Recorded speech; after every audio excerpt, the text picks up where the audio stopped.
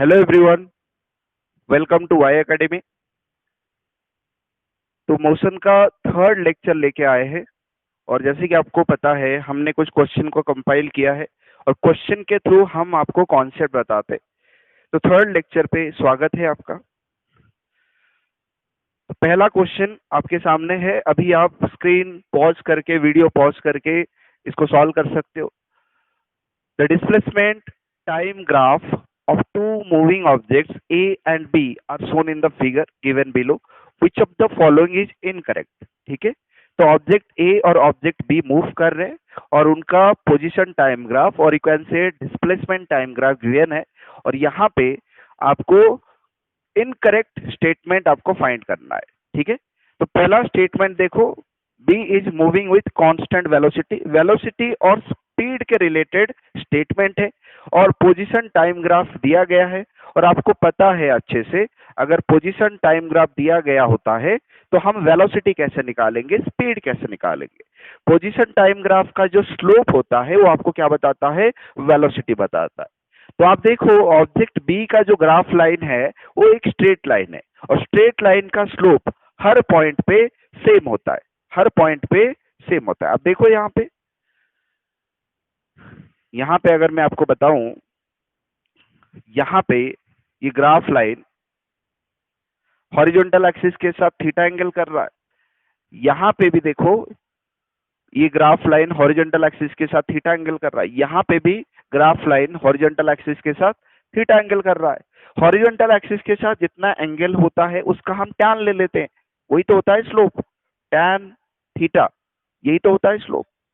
अगर थीटा हर जगह पे सेम है तो टैन थीटा हर जगह पे सेम होगा, स्लोप हर जगह पे सेम होगा। अगर स्लोप कांस्टेंट हो गया तो मैं क्या बोल सकता हूँ, वेलोसिटी कांस्टेंट हो जाएगा, वेलोसिटी कांस्टेंट हो जाएगा। तो बी के बारे में तो पता चल गया, चलो ए के बारे में थोड़ा सा हम देखते हैं, ए क्या कहता है। ए का जो ग्राफ है,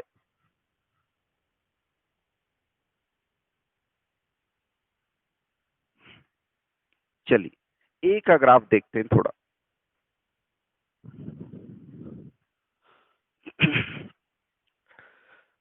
ए का जो ग्राफ है वो स्ट्रेट लाइन तो नहीं, कर्व लाइन है। तो यहाँ पे हर पॉइंट पे स्लोप अलग अलग होगा। अगर यहाँ पे मुझे स्लोप चाहिए, यहाँ पे अगर मुझे स्लोप चाहिए तो मैं क्या करूंगा, यहाँ पे टेंजेंट ड्रॉ करूंगा, ये टेंजेंट। तो ये टेंजेंट कितना एंगल बना रहा है, थीटा 1 एंगल बना रहा है। तो यहाँ पे स्लोप क्या होगा, टैन थीटा 1 होगा। अगर मैं एक दूसरा पॉइंट लूं, ये पॉइंट, यहाँ पे मुझे स्लोप चाहिए तो मैं क्या करूंगा, यहाँ पे मैं टेंजेंट ड्रॉ करूंगा और ये टेंजेंट हॉरिजॉन्टल एक्सिस के साथ कितना एंगल बना रहा है, थीटा 2 एंगल बना रहा है। तो आप साफ साफ देख सकते हो, जो थीटा 2 है it is greater than theta 1, so I can say tan theta 2 is greater than tan theta 1। और tan थीटा 2 मतलब क्या है, slope eight point, slope at this point, second point है ना। स्लोप फर्स्ट पॉइंट ले लेते हैं और ये सेकंड वाला point, slope eight second point is greater than slope at first point. Slope ज्यादा है, इसका मतलब स्लोप जो है वो रिप्रेजेंट करता है वेलोसिटी को। तो मैं कह सकता हूं velocity at point 2 is greater than velocity at point 1। 2 point पे वेलोसिटी ज्यादा है एज कंपेयर टू पॉइंट 1। जैसे जैसे आप जाओगे टाइम के साथ वेलोसिटी या स्पीड बढ़ते जा रहा है। ठीक है, तो यहाँ पे मैं कह सकता हूँ A is moving with increasing speed, ये भी करेक्ट स्टेटमेंट है और ये भी करेक्ट स्टेटमेंट है बेटा। B is moving with constant velocity, सही बात है, slope constant, velocity constant. A is moving with increasing velocity और you can say increasing speed, ये भी करेक्ट स्टेटमेंट है। ठीक, B is moving with non zero constant acceleration. B जो है, बी का जो एक्सेलरेशन है वो नॉन जीरो है, मतलब एक्सेलरेशन का कुछ ना कुछ वैल्यू है और एक्सेलरेशन का जो वैल्यू है वो कांस्टेंट है, मतलब ऐसा बोल रहा है। ए is 4 metre per second square, non zero but constant acceleration. ऐसा हो ही नहीं सकता क्योंकि बी का जो वेलोसिटी है वो कांस्टेंट है। कैसे पता चला? स्लोप से पता चला। अगर वेलोसिटी कांस्टेंट है, चेंज इन वेलोसिटी जीरो है, तो एक्सेलरेशन जीरो होना चाहिए। तो ये आपका इनकरेक्ट स्टेटमेंट है। फोर्थ स्टेटमेंट देखिए आप। Fourth statement, acceleration of A may be constant. Acceleration of A may be constant, ये भी करेक्ट है। देखो ए जो है ये एक्सेलरेटेड तो है क्योंकि टाइम के साथ इसका वेलोसिटी इंक्रीज हो रहा है, तो चेंज इन वेलोसिटी तो है, एक्सेलरेशन तो है। अगर change in velocity equal time interval में इक्वल अमाउंट में हो रहा होगा तो एक्सेलरेशन क्या हो जाएगा? यूनिफॉर्म हो जाएगा। यूनिफॉर्म एक्सेलरेशन मतलब कांस्टेंट एक्सेलरेशन, है ना? तो हो सकता है ये कांस्टेंट एक्सेलरेशन का ग्राफ हो। तो acceleration of A may be constant, तो ये करेक्ट है। तो ये इनकरेक्ट है जो है आपका 3। ये आपका इनकरेक्ट स्टेटमेंट है।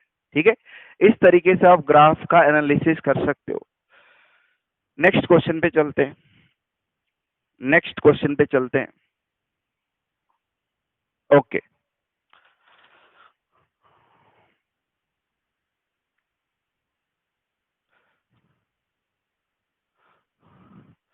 The displacement time graph of a particle is shown in figure. Which of the following is incorrect? Sorry, which of the following is correct? यहाँ पे आपको करेक्ट स्टेटमेंट फाइंड करना है और आप देख सकते हो सारे के सारे स्टेटमेंट वेलोसिटी के रिलेटेड है। और आपको पता है अगर डिस्प्लेसमेंट टाइम ग्राफ दिया गया है तो वहां से हम वेलोसिटी कैसे निकाल सकते हैं? By finding the slope. यहाँ पे हम स्लोप निकाल सकते हैं। ठीक, तो यहाँ पे अगर मैं स्लोप निकालना चाहता हूं तो मुझे क्या करना पड़ेगा? यहाँ पे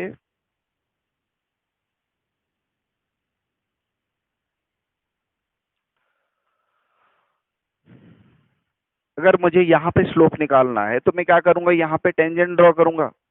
टेंजेंट, देखो यहाँ पे अगर टेंजेंट ड्रॉ करोगे that will be collinear to the time axis, parallel to time axis. तो एंगल कितना बनाएगा? जीरो। tan जीरो जीरो, तो स्लोप यहाँ पे जीरो। स्लोप जीरो मतलब ये रिप्रेजेंट कर रहा है यहाँ पे वेलोसिटी जीरो। ठीक है, वेलोसिटी जीरो। और जैसे जैसे टाइम बढ़ रहा है, देखो आप, जैसे जैसे टाइम बढ़ रहा है आप देख सकते हो स्लोप बढ़ रहा है। अब देखो एक यहाँ पे अगर मैं देखूं, यहाँ पे टेंजेंट ड्रॉ करूं तो ये एंगल थीटा वन है। अगर आप बोलोगे सर यहाँ पे क्या है स्लोप, यहाँ पे टेंजेंट ड्रॉ करो। ठीक है, यहाँ पे टेंजेंट ड्रॉ करो, आप देखो एंगल बढ़ गया, थीटा टू हो गया। तो जैसे जैसे टाइम के साथ आप देखोगे यहाँ पे टाइम एक्सिस के साथ एंगल बढ़ रहा है ना? इसका मतलब क्या हो रहा है? स्लोप बढ़ रहा है। स्लोप बढ़ रहा है मतलब वेलोसिटी बढ़ रहा है। स्लोप बढ़ रहा है मतलब वेलोसिटी बढ़ रहा है। वेलोसिटी में चेंजेस आ रहे हैं। वेलोसिटी में अगर चेंज आएगा टाइम के साथ तो हम क्या बोल सकते हैं? एक्सेलरेशन हो रहा है। क्या हो रहा है? एक्सेलरेशन हो रहा है। ठीक, तो यहाँ पे सबसे सुइटेबल स्टेटमेंट आप खुद डिसाइड करो। Particle starts with zero velocity, सही बात है। स्टार्टिंग में स्लोप जीरो है तो वेलोसिटी जीरो है। एंड वेरिएबल एक्सेलरेशन, जैसे जैसे टाइम के साथ हम आगे देख रहे हैं स्लोप इंक्रीज कर रहा है, इसका मतलब वेलोसिटी इंक्रीज कर रहा है और एक्सेलरेशन कहीं ना कहीं हो रहा है। ठीक है, तो जो स्टेटमेंट है फर्स्ट स्टेटमेंट आपका करेक्ट हो जाएगा। ठीक है, आप ये सारे स्टेटमेंट चेक कर सकते हो, ये सारे स्टेटमेंट इस हिसाब से गलत हो जाएंगे। ठीक है, तो करेक्ट स्टेटमेंट आपका ये होगा, particle starts with zero velocity and variable acceleration. Second statement आप पढ़ सकते हो, particle starts with non zero velocity and variable acceleration, जो कि पॉसिबल नहीं है क्योंकि यहाँ पे स्लोप जीरो है। Particle starts with zero velocity and uniform acceleration, कह ही नहीं सकते कि यूनिफॉर्म एक्सेलरेशन है ना? Particle starts with non zero velocity, ये भी इनकरेक्ट हो गया आपका। ठीक है, तो इस तरीके से आप ग्राफ का एनालिसिस कर सकते हो। Let us move to the next question. The acceleration time graph of a particle moving in a straight line is as shown in the figure. At time t is equal to 0, the velocity of particle is 10 meter per second. What is the velocity at t is equal to 8 second? Very nice question. थोड़ा सा नया question है आपके लिए।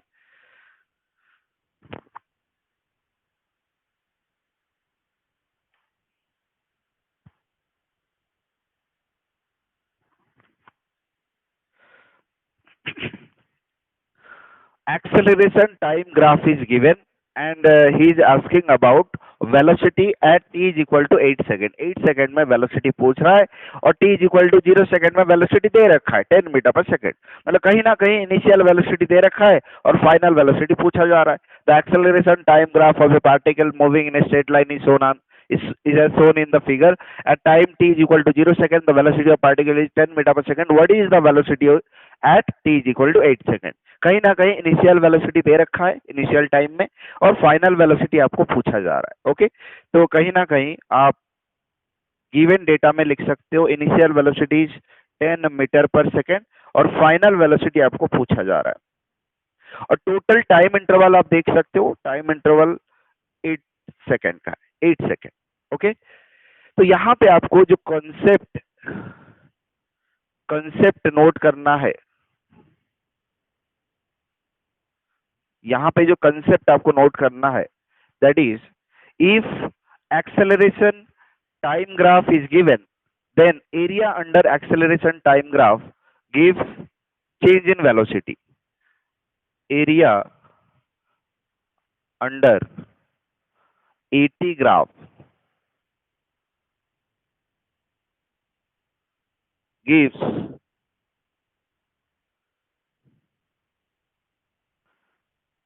change in velocity। Velocity नहीं देगा, change in velocity मतलब v minus u, final velocity minus initial velocity. Area under 80 graph gives change in velocity. और आपको पता है वेलोसिटी एक वेक्टर क्वांटिटी है, वेक्टर क्वांटिटी का मैग्नीट्यूड भी होगा और डायरेक्शन भी होगा। तो यहाँ पे हम पढ़ रहे हैं motion in 1D, one dimensional motion. और वन डायमेंशनल मोशन में डायरेक्शन दो प्रकार के हो सकते हैं। पार्टिकल इधर इधर जाएगा, नहीं तो उसके अपोजिट डायरेक्शन में जाएगा। अगर पॉजिटिव एक्सिस में पार्टिकल मूव कर रहा है तो ये डायरेक्शन को अगर मैंने पॉजिटिव ले लिया तो उसके अपोजिट डायरेक्शन को मुझे नेगेटिव लेना पड़ेगा। इस तरीके से हम डायरेक्शन डिसाइड करते हैं, है ना। ओके,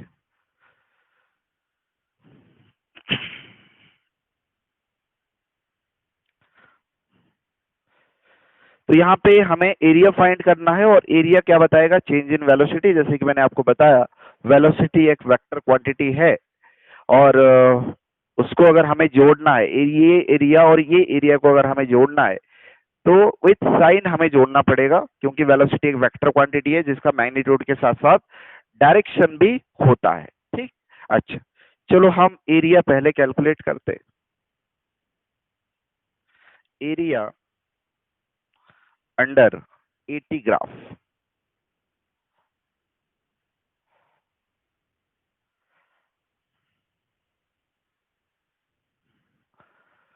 ये एक ट्राइंगल है तो इसका एरिया क्या हो जाएगा, हाफ इंटू बेस, बेस हो जाएगा आपका 6। ओके, हाइट आपका हो जाएगा 2 प्लस यहाँ पे ये भी एक ट्राइंगल है और इसका एरिया क्या हो जाएगा, हाफ बेस क्या हो जाएगा 8 माइनस 6 दैट इज 2। हाइट कितना है यहाँ पे देखो, हाइट है -6, तो आपको -6 यहाँ पे रखना पड़ेगा, विथ साइन आपको रखना पड़ेगा क्योंकि वेलोसिटी एक वेक्टर क्वांटिटी है। तो यहाँ पे देखो 2 2 कैंसिल हो गया और इधर भी 2 2 कैंसिल हो गया, तो बचा क्या 6 प्लस -6। तो यहाँ पे एरिया अंडर ग्राफ कितना हो जाएगा 0। और आपको पता है area under 80 graph gives the change in velocity, मतलब v माइनस यू। और v कितना दे रखा है, सॉरी u कितना दे रखा है 10 metre per second. v minus u हो गया आपका 10, इट इज इक्वल टू 0। तो v यहां से आप निकाल सकते हो, v हो जाएगा 10 metre per second. 3 is the correct answer, 10 metre per second. इस तरीके से हम क्वेश्चन को अप्रोच करेंगे।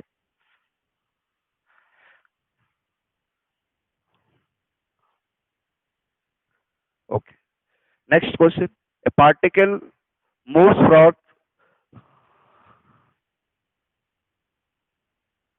a particle moves for 20 seconds with speed 6 meter per second। Particle A से मोशन चालू किया और 20 सेकंड तक मूव किया। with speed 6 meter per second and reaches the point B. B point पे पहुंचा, okay, and then speed 8 metre per second, फिर 8 metre per second speed के साथ मोशन चालू किया फॉर अनदर 20 सेकेंड के लिए 8 मीटर पर सेकेंड स्पीड के साथ मोशन किया और सी पॉइंट पे पहुंचा, okay, and finally moves with 10 metre per second, फाइनली 10 मीटर पर सेकेंड स्पीड के साथ मूव किया फॉर नेक्स्ट 20 सेकेंड और पहुंचा कहां, डी पॉइंट पे पहुंचा. What is the average speed of the particle, let us calculate average speed. और आपको पता है एवरेज स्पीड हम कैसे निकालते हैं, average speed it is equal to total distance travelled upon total time taken. Distance क्या दे रखा है, नहीं, डिस्टेंस आपको नहीं दिया गया है, आपको सेगमेंट दिया गया है. एक एबी सेगमेंट में स्पीड क्या है, 6 मीटर पर सेकेंड, कितने टाइम के लिए, 20 सेकेंड के लिए. तो अगर स्पीड दे रखा है, टाइम दे रखा है, you can find the distance. यहाँ पे आपको अच्छे से पता है जो स्पीड है that is equal to distance upon time.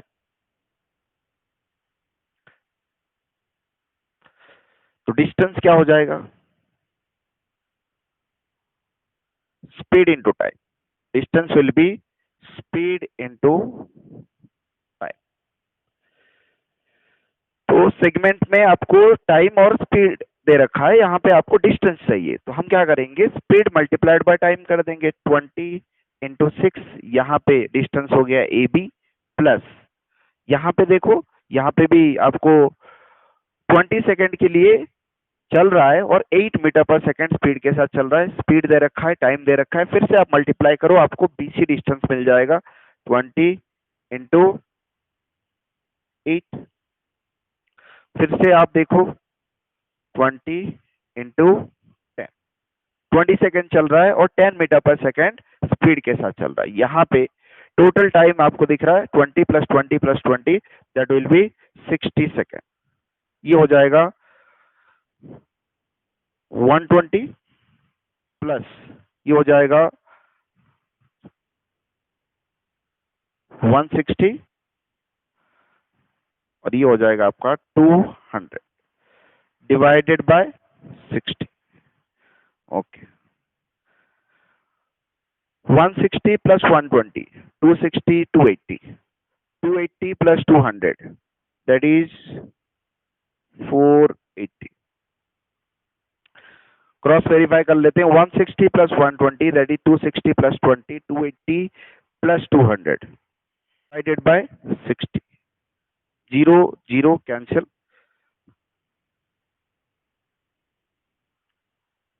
6 8 jar 48. तो 8 metre per second, 8 metre per second is the correct answer, okay.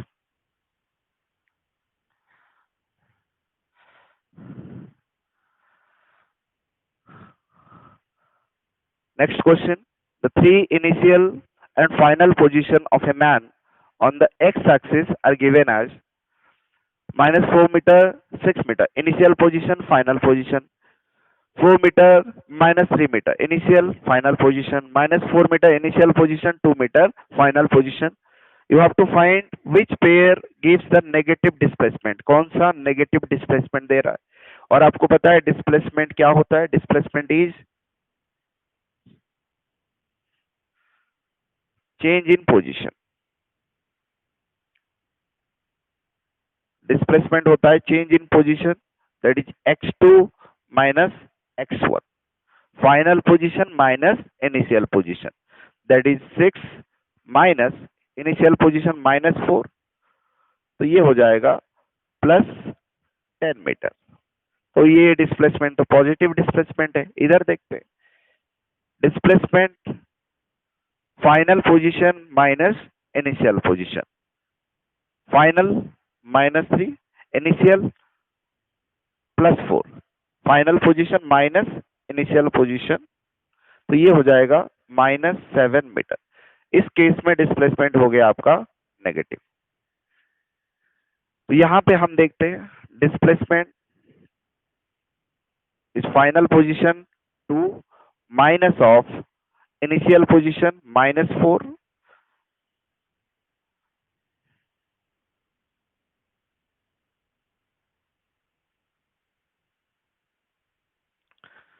तो ये हो जाएगा आपका +6 मीटर। ये भी पॉजिटिव में आ रहा, तो आपका ये आंसर करेक्ट हो जाएगा second I. Option 2 is the correct answer. Which pair gives the negative displacement, that is second I. ये हो जाएगा आपका।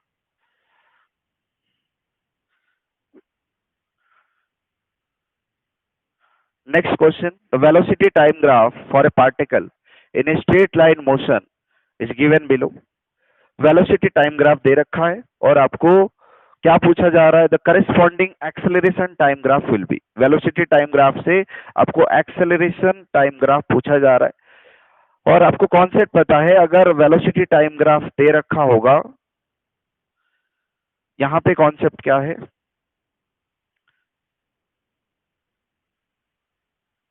अगर वेलोसिटी टाइम ग्राफ दे रखा है तो वहां से हम एक्सेलरेशन तक कैसे पहुंचे। In case of velocity time graph, the slope in VT graph gives acceleration, gives acceleration.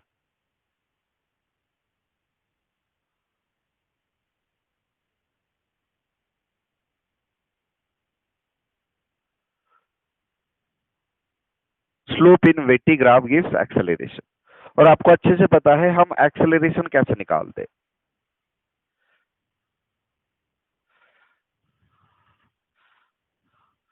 Okay, चलो मैं थोड़ा सा आपको बता देता हूं कि किसी भी ग्राफ लाइन का हम स्लोप कैसे निकालते। अगर ये ग्राफ लाइन है तो आपको देखना है कि ग्राफ लाइन हॉरिजॉन्टल एक्सिस के साथ कितना एंगल बना रहा है। तो एंगल तो ये भी हो सकता है यहां से,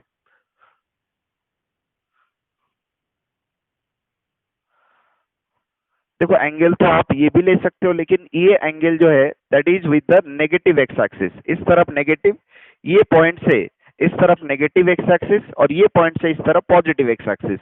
अभी के लिए आपको ये मानना पड़ेगा। तो हमें पॉजिटिव एक्स एक्सिस के साथ एंगल लेना पड़ेगा। ये एंगल नॉट कंसिडर्ड, ये एंगल जो है इसको आप कंसिडर नहीं करोगे।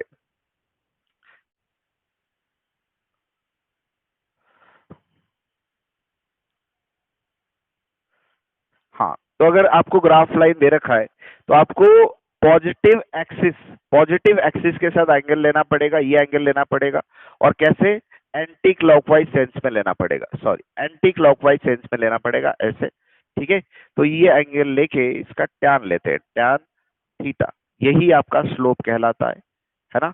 अगर थीटा एक्यूट एंगल होता है, एक्यूट होता है, तो स्लोप क्या होता है, स्लोप होता है आपका पॉजिटिव। अगर थीटा ऑब्ट्यूस हो गया, थीटा अगर ऑब्ट्यूस एंगल हो गया, तो स्लोप क्या हो जाएगा, नेगेटिव।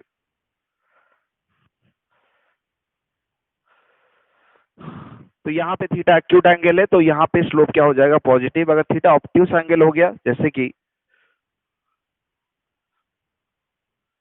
ये ग्राफ, तो ये देखो, ये जो ग्राफ लाइन है ये एक्सिस के साथ ये एंगल बना रहा है theta, and this theta is greater than 90 degree. तो कैसा एंगल हो गया, ये ऑब्ट्यूस एंगल हो गया। अगर ऑब्ट्यूस एंगल हो गया तो इसका स्लोप क्या हो जाएगा, नेगेटिव।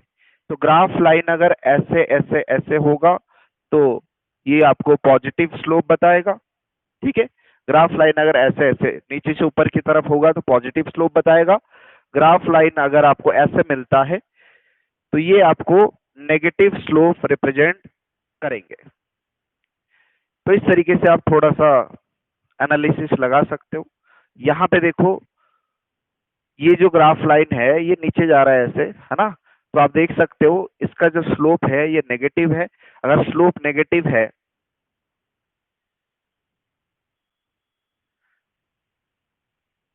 अगर स्लोप नेगेटिव है तो यहाँ पे एक्सेलरेशन क्या होगा, नेगेटिव होगा, क्योंकि स्लोप ही बताता है एक्सेलरेशन को।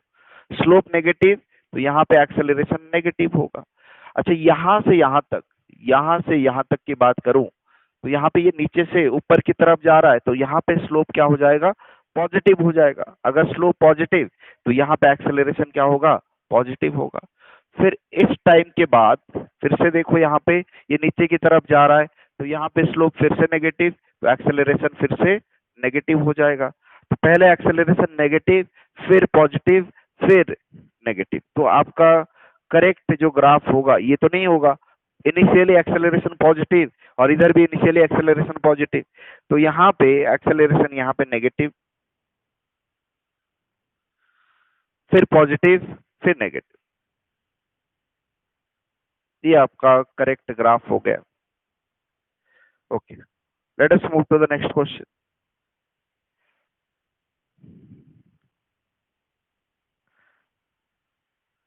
For which time interval average acceleration of a particle is zero, whose velocity time graph is given below? Average acceleration कहाँ, किस टाइम इंटरवल में हमें जीरो दिखाई दे रहा है? तो एवरेज एक्सेलरेशन आपको पता है,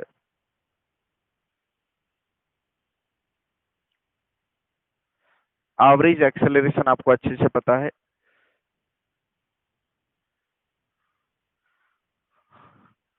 average acceleration is change in velocity, final velocity minus initial velocity divided by time interval.